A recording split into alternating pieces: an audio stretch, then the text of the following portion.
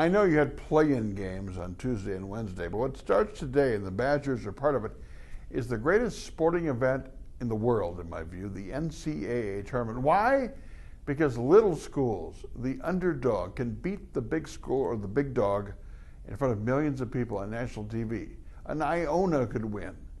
Another little school could win. My own alma mater, Butler, went to the Final Four 2 years in a row in 2010, 2011, the final game. Less than 4,000 students on campus. That doesn't happen in football.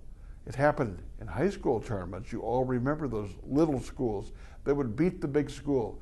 Dodgeville in Wisconsin in 1964, the state championship. You can bet they remember that in Dodgeville. When those players go into a store, people look up and notice and tell their grandkids who they are. My mother grew up in southern Indiana, Franklin, 20 miles south of Indy. Actually, it wasn't too far south.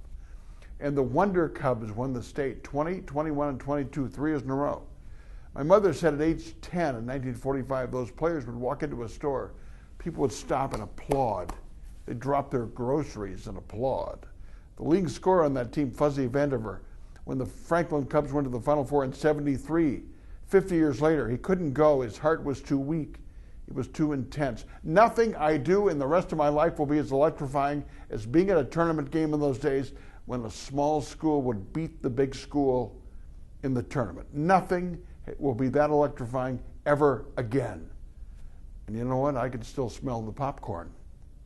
The NCAA tournament is the only event in sport that gives us that.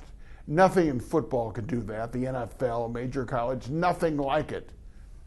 Where the little guy can still win, or gal. I can't wait. It's the 1 month of the year where divorce does pay. My 2 cents. My 2 minutes are brought to you by Capital Consultants and Edge Construction. Mike Tuig and his staff can redo your kitchen, your bathroom, your basement, your living room, make your home feel just like home. We'll talk about this and more on the radio tomorrow at 8 on 92.1 FM The Mike. Go Bucky. See you then.